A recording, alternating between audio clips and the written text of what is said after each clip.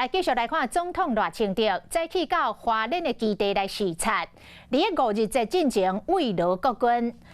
美国的智库分析来发现，中国的解放军23号到24号为台湾岛的军事演习所公布的位置，甲咱的国军所公布的范围有落差，这是引起着外界的质疑。咱的国军的部署自信是毋是伤过牢固咯？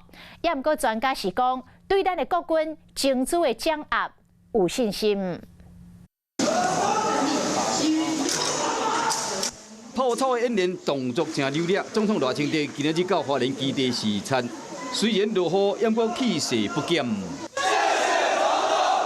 赖清德伫5日节前勉励国军，更加要感谢国军兄弟无分每日保护台湾。我在此执行战备紧急任务。中国解放军第2次继续2天的对台围岛军演，虽然无进行火力的试射，等等是大操演，也毋过以部署的区域犹原是焦点。美国智库战略甲国际研究中心分析发现，红色的部分是共军公布的位置，青色是咱国军公布的范围，而且发现有差。除了无甲南方连接区定塔，其中北部海积区搁向东北偏差不多60公里以上，互人认为讲，敢讲是国军的投资伤过久啊？专家有无共款的看法？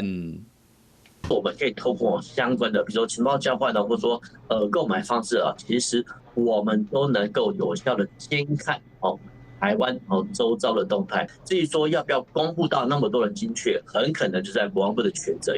共军嘛无公告操演区的坐标，专家讲出其中的关键。